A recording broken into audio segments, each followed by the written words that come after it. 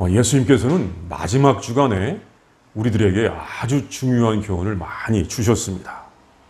그것은 예수님을 대적하는 사람들이 예수님께 와서 먼저 상당히 어렵다고 생각하는 질문을 하면서 예수님을 궁지에 몰아넣으려고 했었는데, 예수님은 완전한 지혜를 가지신 분이시고 하나님의 뜻을 완전히 아시는 분이기 때문에 사람들이 아무리 어렵게 생각하는 질문도 잘 대답하셔서 질문하는 사람들로 하여금 감동을 받게 하셨던 것입니다.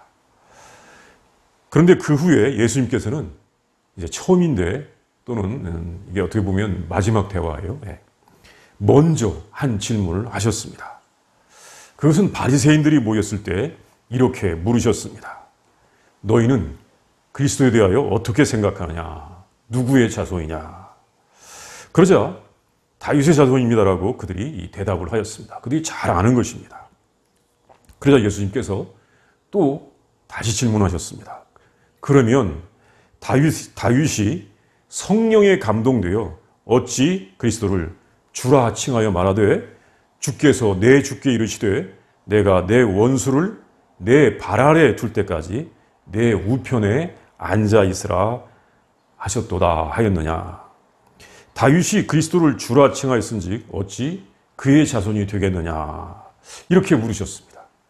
그러자 바리새인들이 그 질문을 듣고는 아무 대답도 못하였고 더 이상 예수님께 질문 자체를 못하였다고 하는 말씀입니다. 이 말씀이 주시는 교훈을 보도록 하겠습니다.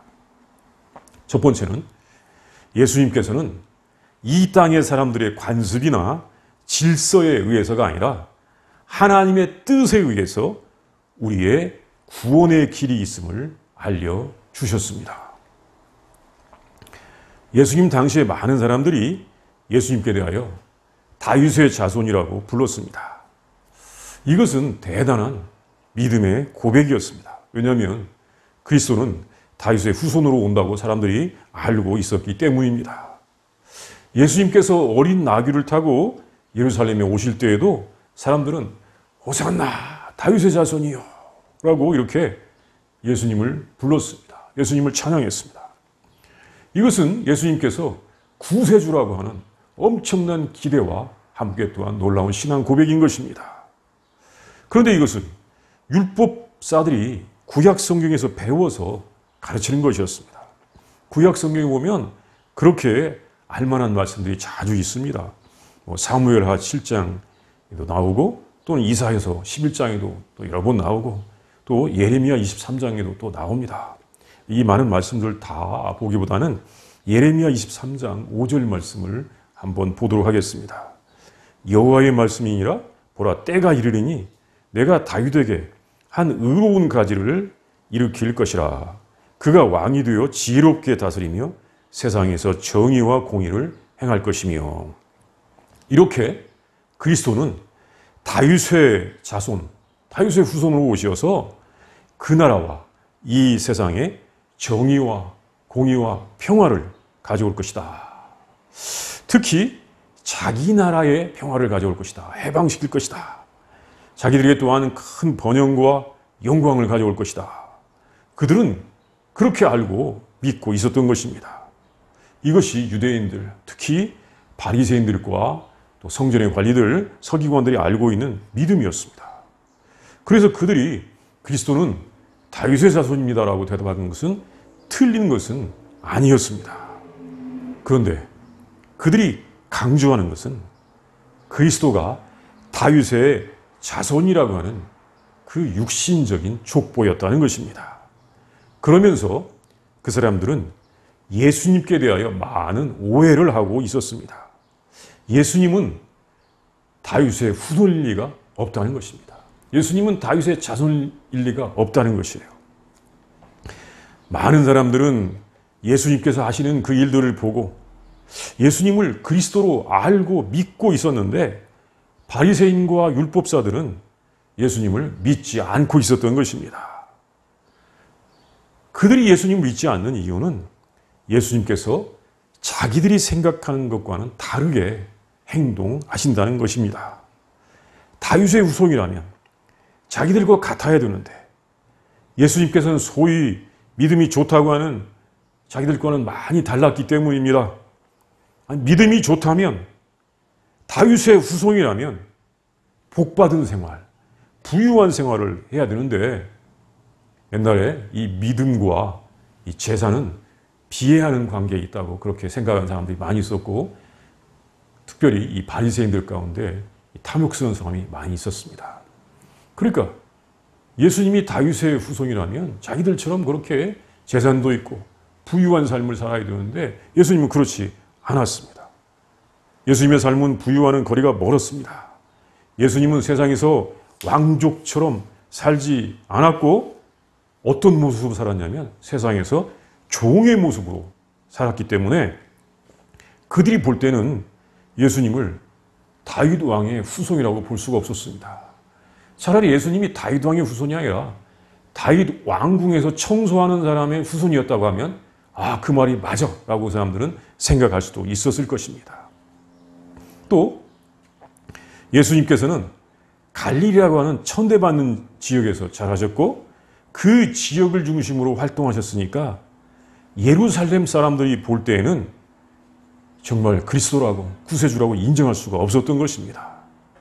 그리고 예루살렘에 오셔서도 먼 듯한 곳에서 머무르시거나 생활을 하시는 것이 아니라 베단이라고 하는 이 변두리에서, 그 고통받는 사람들이 사는 동네, 이 베다니가 고통받는 사람들의 집, 그런 뜻이거든요.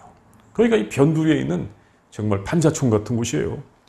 거기에서 생활하시든지 아니면 이제 감람산에 가셔서 기도하는 등, 가만히 생각해 보면, 아, 예수님의 삶은 사실은 노숙자가 아니었을까라고 생각할 정도로 그렇게 생활을 하셨던 것입니다.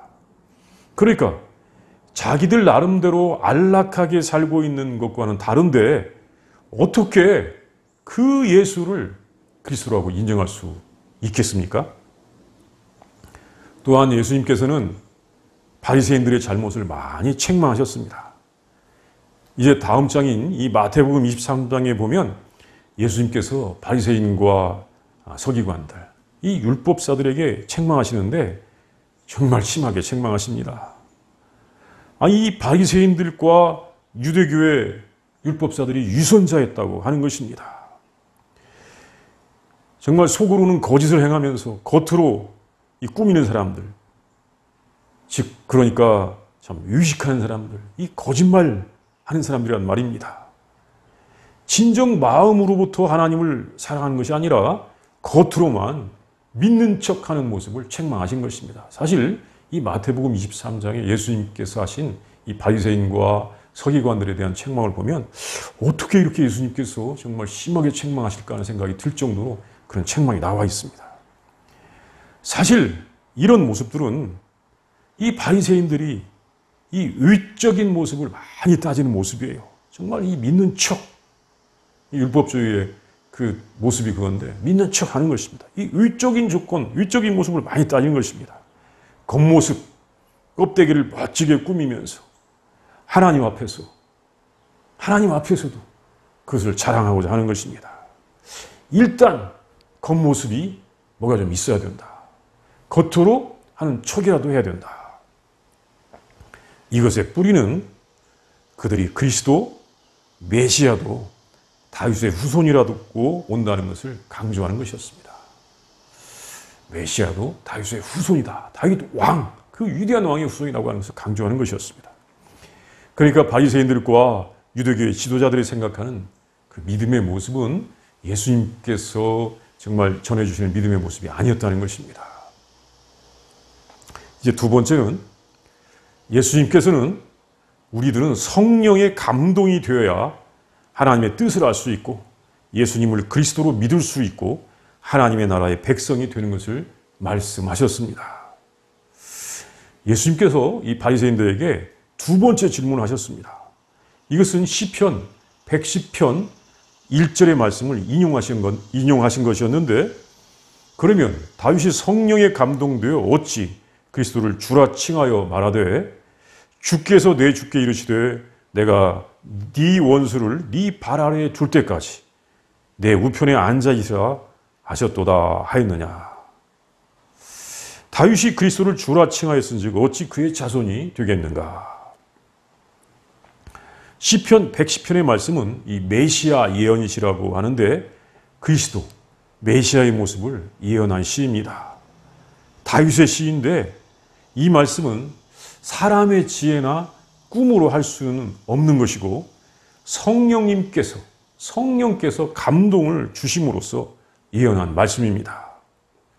그래서 그리스도 메시아의 모습을 본 것이었습니다. 그런데 다윗은 사실은 오래전에 자신의 후손 중에서 영원한 왕이 올 것을 이 나단 선지자의 예언을 들어서 알고 있었습니다. 이것이 이제 사무엘하 7장 12절 13절에 보면 알 수가 있습니다. 나단 선지자가 와가지고 이제 당신의 후손 가운데서 이렇게 영원한 왕이 온다는 것을 알려주었습니다.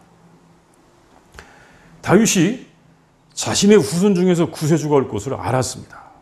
그리고 예언했습니다. 이것을 믿고 예언할 수 있는 것은 자신의 지혜가 아니라 성령의 감동에 의한 것이었습니다. 성령에 의해서만 하나님의 뜻을 알고 믿을 수가 있는 것입니다. 예수님께서 이것을 말씀하신 것은 참 믿음, 진정한 믿음은 성령의 감동에 의해서만 온다는 것을 말씀하시는 것입니다. 예수님께서 행하시는 것도 성령님에 의해서 하신다는 것을 말씀하십니다. 예수님께서 그렇게 갈릴리에서 사역하신 것도, 베다니에서 머무르시는 것도, 죄인들과 세리들과 함께 식사하시는 것도 모두 성령님의 인도에 의해서 행하시는 것이라는 것을 말씀하시는 것입니다.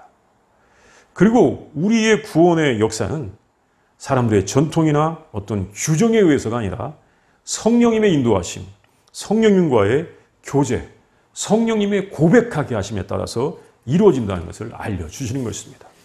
우리가 예수님을 구세주로 믿는 것도 성령님에 의하지 않고는 할 수 없다고 이미 우리가 이 말씀을 보았지 않습니까? 고린도전서 12장 3절에 나오는 말씀인데 이것처럼 모든 믿음의 삶이 성령님의 감동에 의해서 성령님의 인도하심에 의해서 이루어진다는 것을 주님이 여기서부터 말씀해 주시는 것입니다.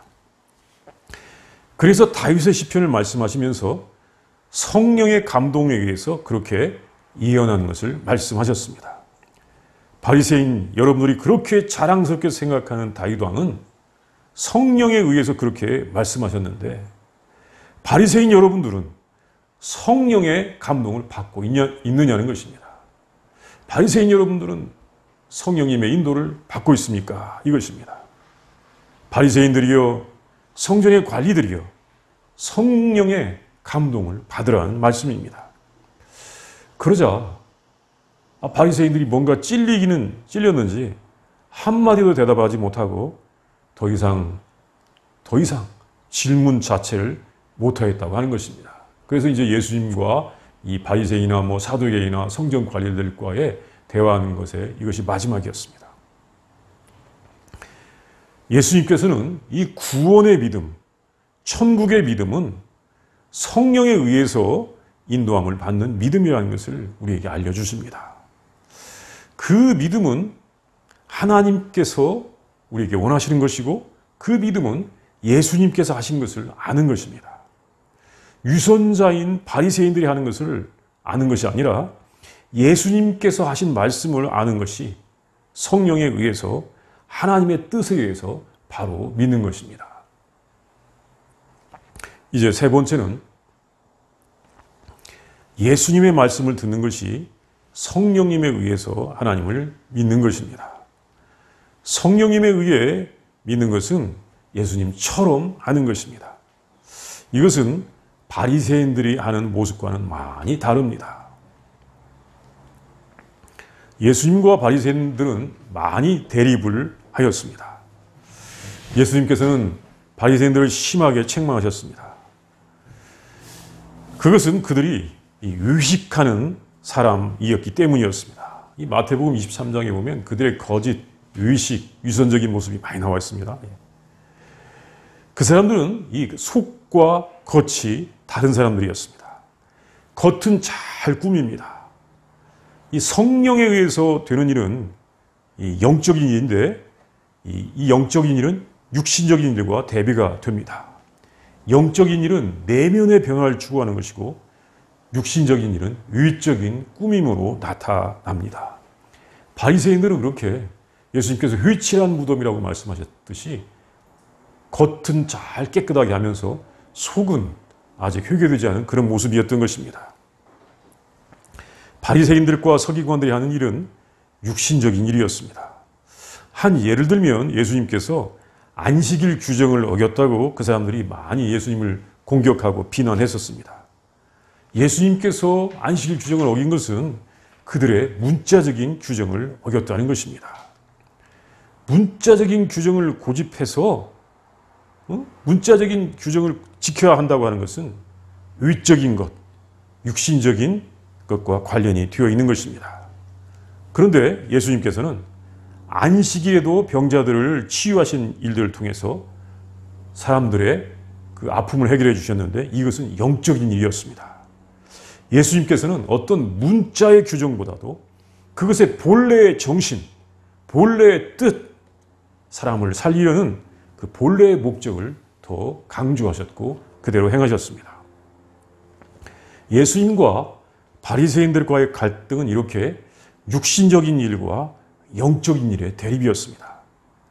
예수님께서 말씀하시고 행하시고 보여주신 것은 유대인들의 계명 준수를 통한 유대인들이 계명을 지킴으로써 구원을 얻는다고 하는 것은 미완성이라는 것을 알려주십니다. 바리새인들이 강조하는 그런 이 율법 지키는 것을 통해서 우리들이 하나님의 영광에 이를 수 있다면 예수님께서 이 세상에 오시지 않아서도 될 것입니다. 그리고 예수님께서 그 고통스러운 십자가에서 죽고 그렇게 큰 아픔을 당하시지 않아서도 될 것입니다. 바리새인과 서기관들은 실패하고 있었습니다. 그러면서도 바리새인과 서기관들은 완전하신 예수님을 대적하고 있었던 것입니다. 예수님께서는 이 문자의 율법을 강조하신 것이 아니었습니다. 예수님께서 말씀하신 것은 성령님을 따라서 행하는 것이었습니다. 성령을 따라 행하라. 이것이었습니다. 이것을 바울 사도가 참 잘 전해 주었습니다. 이 바울 사도가 고린도 후서 3장 6절 말씀에서 이 예수님께서 행하셨던 그 모습을 이렇게 설명해 주었는데 굉장히 좋은 설명을 해 주었습니다.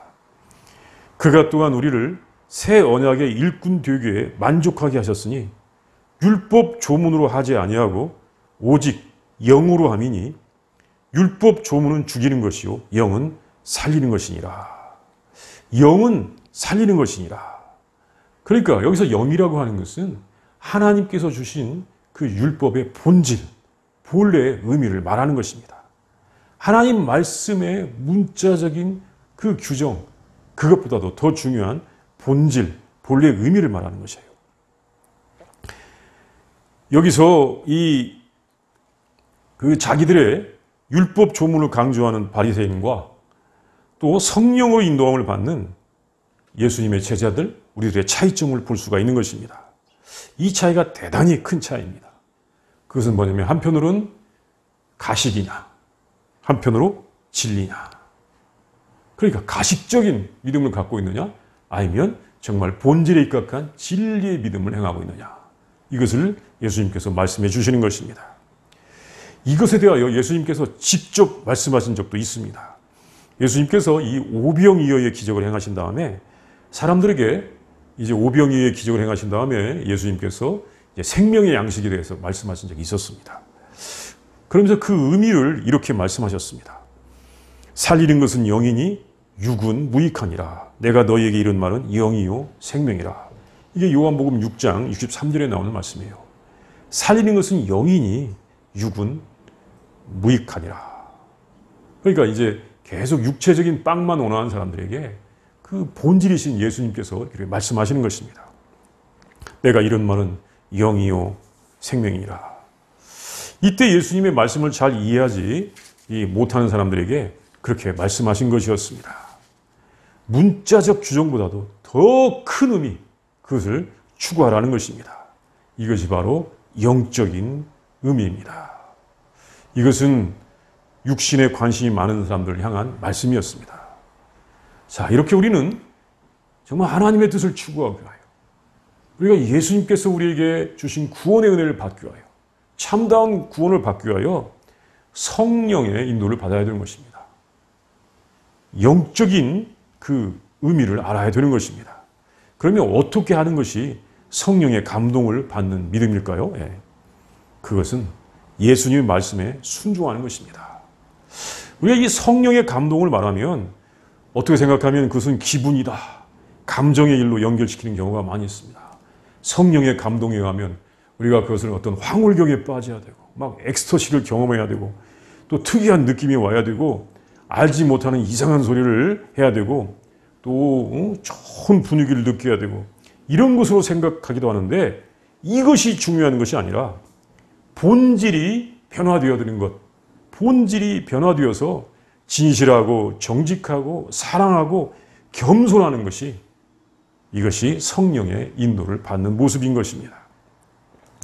여기 우리 번역에 보니까 다윗이 성령의 감동에 의하여 그렇게 되어 있는데, 사실 다른 성경들을 보면 이 감동이라고 할 만한 그런 단어가 없습니다. 원어를 봐도 그렇고 다른 영어 번역을 봐도 그렇고 성령에 의해서 그렇게 말씀했다고 그렇게 되어 있습니다.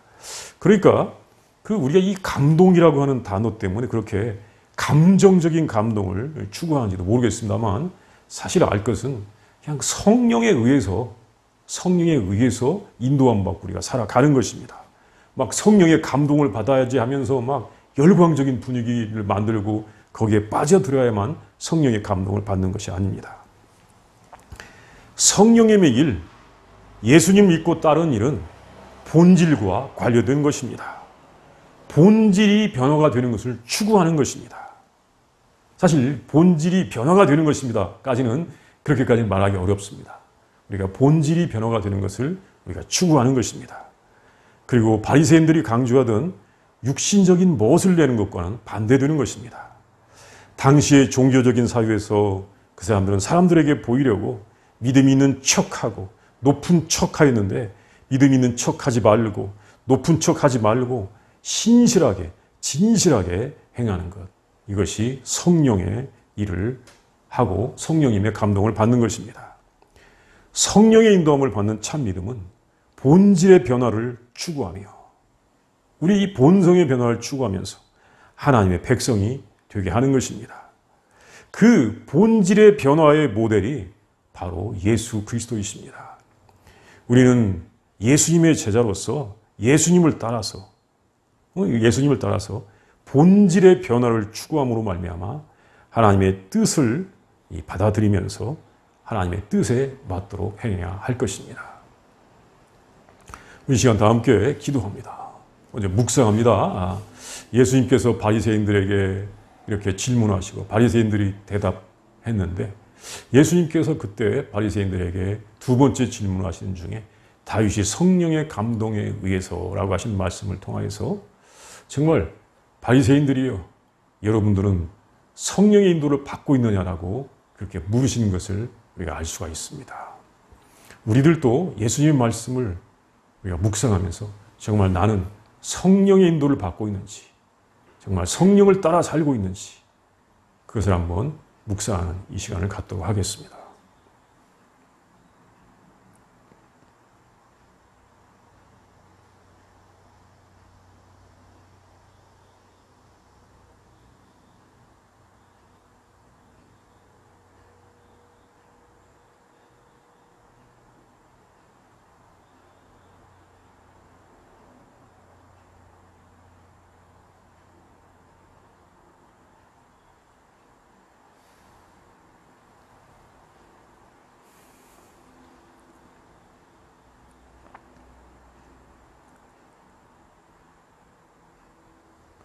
사랑의 하나님, 생명의 하나님, 구원의 하나님, 우리에게 예수님을 통하여 하나님의 진리의 말씀을 주시니 진심으로 감사합니다. 믿음을 잘 안다고 하고 잘 믿는다고 했던 바리새인들이 의식주의자가 되고 또한 정말 형식주의자가 되었는데, 하나님, 우리는 성령을 따라 행하게 하여 주시옵소서. 예수님께서 가르쳐 주신 것처럼 성령을 따라 행함으로 말미암아 주님, 우리의 정말 본질이 변화가 되는 것을 추구하게 하여 주시옵시고 예수님을 따라 살아가면서 하나님의 백성으로 거듭나 살게 하여 주시옵소서. 온 땅의 모든 그리스도인들이 성령을 따라 살도록 하나님 인도하여 주시고 세상 모든 사람들이 성령님을 따라서 예수님을 믿게 하여 주시옵소서. 예수님의 이름으로 기도합니다. 아멘.